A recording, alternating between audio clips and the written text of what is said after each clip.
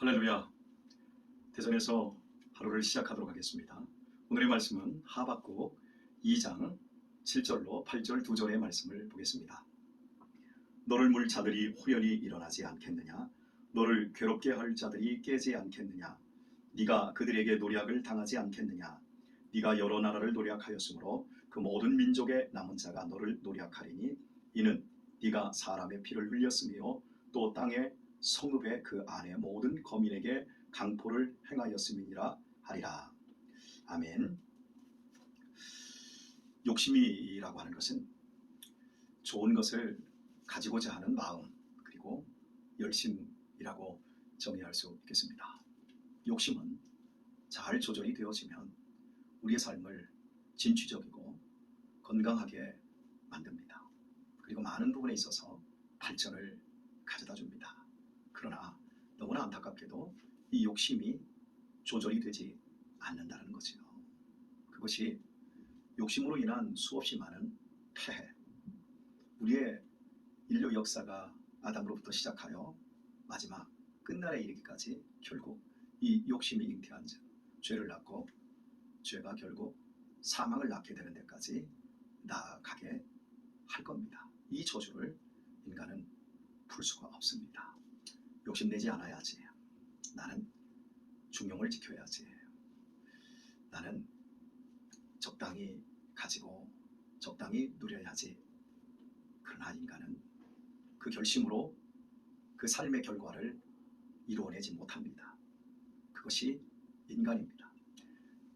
그래서 예수님이 이 땅에 오셨고 그 예수님이 십자가의 대속으로 말미암아 우리에게 보내주신 성령으로 말미암아 우리가 영의 사람이 되어질 때 뼛속까지 욕심으로 가득한 우리의 인생이 드디어 욕심에서 벗어나는 삶을 살 수 있습니다. 바벨론은 모든 것을 싹쓸이하는 욕심꾸러기였습니다. 모든 나라를 쳐서 자신들이 칠 수 있는 범위 내에 있는 모든 나라와 모든 민족을 쳐서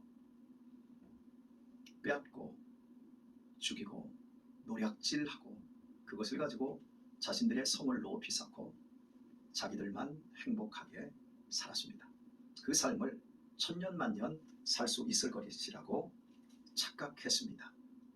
그러나 하나님은 하박국 선지자를 통해서 이스라엘 백성들이 그들에게 노략을 당하고 그들에게 나라를 빼앗기고 멸망한다 할지라도 결국 그들 역시도 영원한 권력으로 무소불위의 삶을 휘두를 줄 알았지만 결국 그 욕심으로 말미암아 처참하게 멸망하게 될 거라는 사실을 말씀해 주고 있습니다.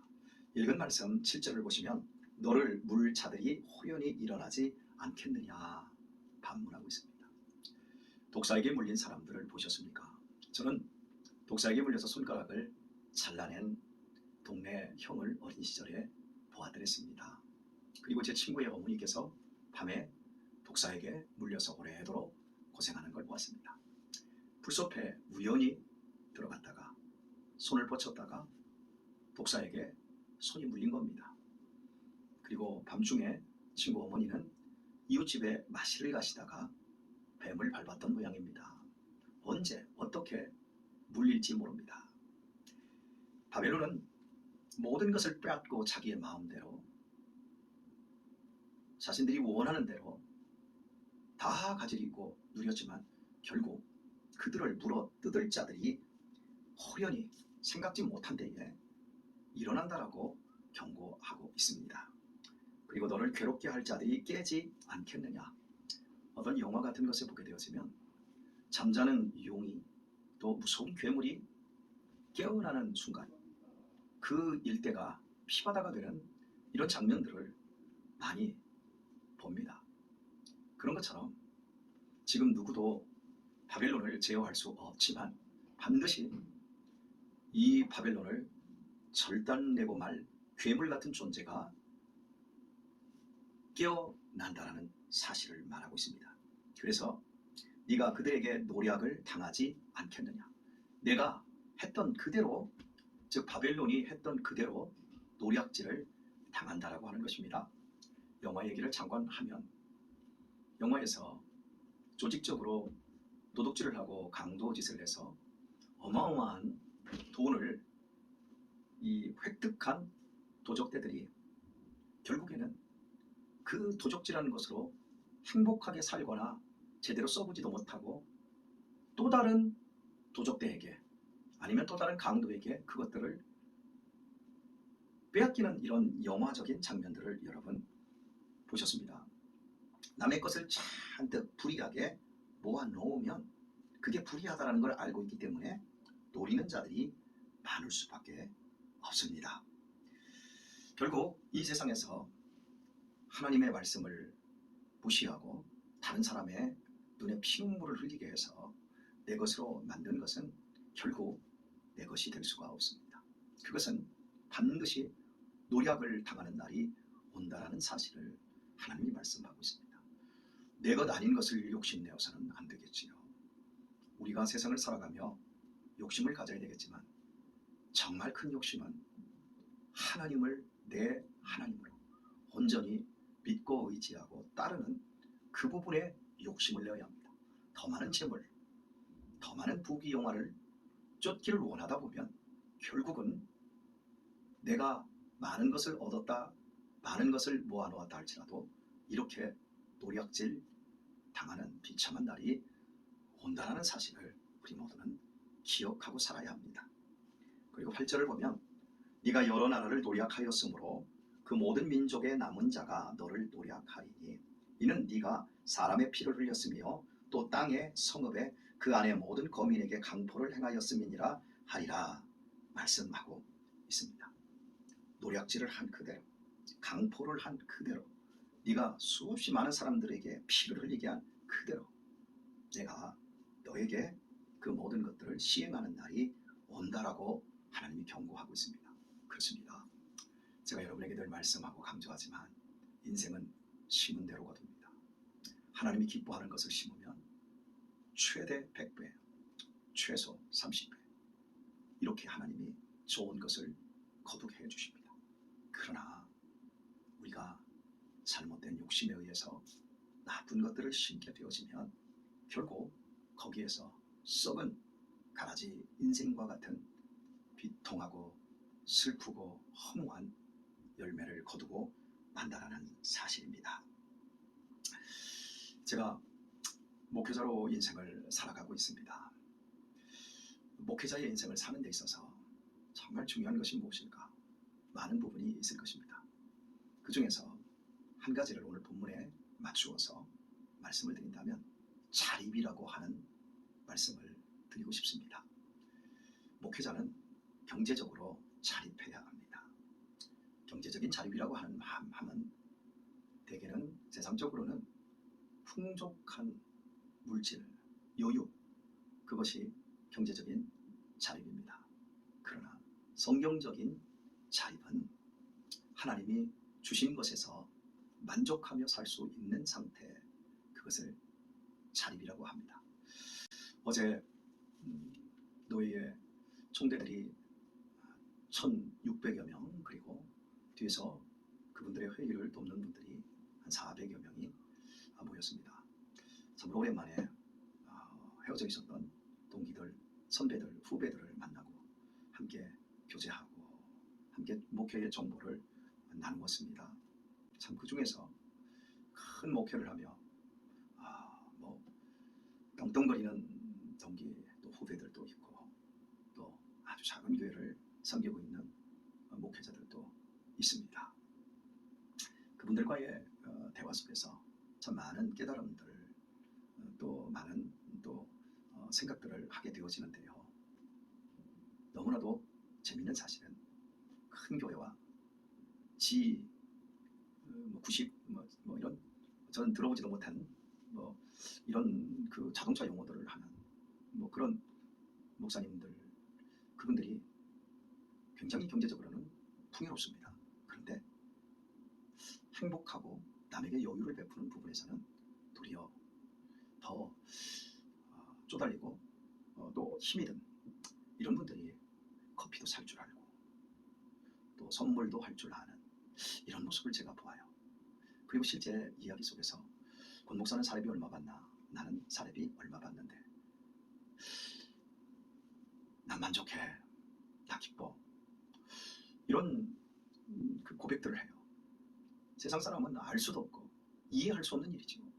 도대체 나이가 50대 중반 후반이 되며 목회를 한 30년을 한 교회에서 그냥 시골에서 하면서 그 정도 삶을 헌신하며 살았다면 당연히 아주 풍성한 그 사례비 월급이 되어야 되는데 그게 안 되는데도 그 자족하는 그런 모습에 성령의 사람은 저것이구나.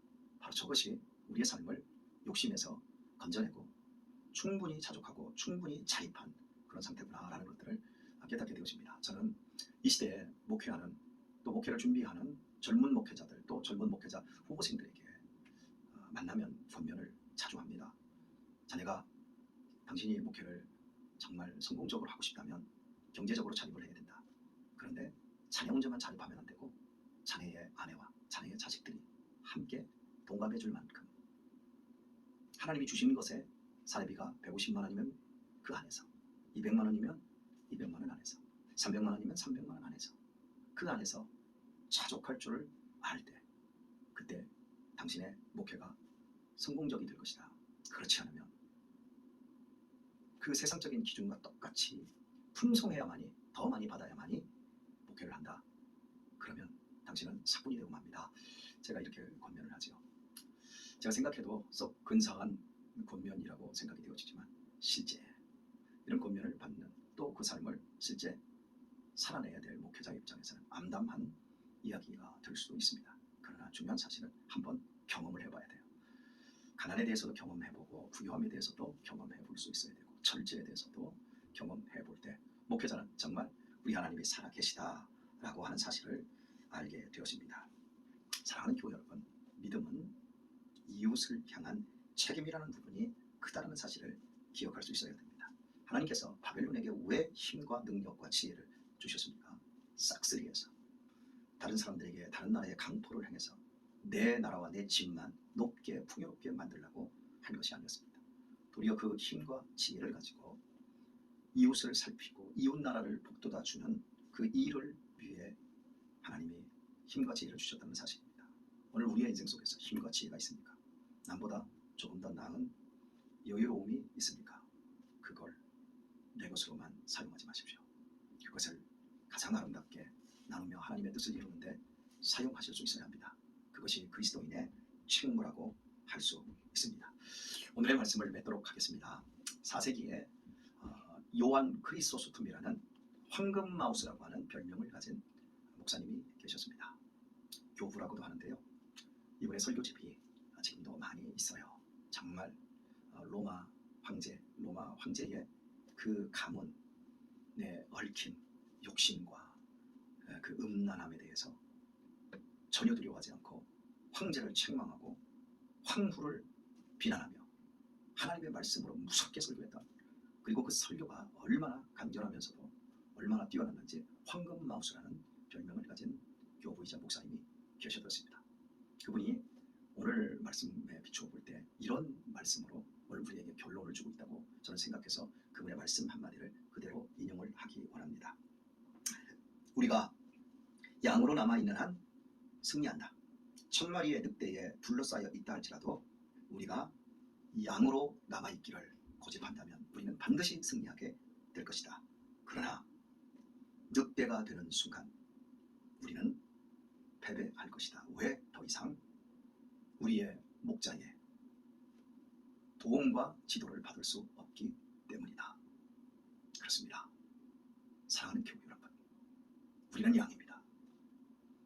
눈도 근시이고 이빨도 약하고 어깨의 힘도 부족하고 발톱도 날카롭지 않습니다. 우리의 품는 욕심은 너무나 큽니다. 한정이 없습니다. 절제하지 못합니다. 하나님께서 우리를 붙잡아 주셔야만, 하나님께서 우리를 도와주셔야만, 이끌어 주셔야만 우리는 이 땅에서 승리할 수 있습니다. 예수님께서 보내주신 그 성령님이 바로 우리를 승리하는 길로 이끌어 가십니다. 철저히 양이 되도록 하십시다. 물리고 깨지고 넘어지고 우리의 삶이 세상 사람들이 보기에 한심스러울 때 우리가 이 땅에서 아무것도 할 수 없는 무력한 자가 될 때, 그런 양으로 우리가 사는 일에 끝까지 순종하고 겸손히 행할 때 영원한 목자이신 예수님이 우리를 보호하시며 우리를 이끄시며 가장 풍성한 길로, 가장 복된 길로 우리를 노예를 만드는 이 세상 속에서 자족할 줄 알고 경제적으로 자립한 그런 인생으로 기뻐하고 감격하며 살 수 있게 해주실 것입니다. 오늘 하루도 좋은 양으로 여러분의 삶을 목자이신 예수님께 맡기시고 욕심이 절제되고 거룩한 마음을 더욱더 욕심으로 승화시키며 복되고 아름다운 하루를 살아가실 수 있기를 예수 그리스도의 이름으로 축원합니다. 감사합니다.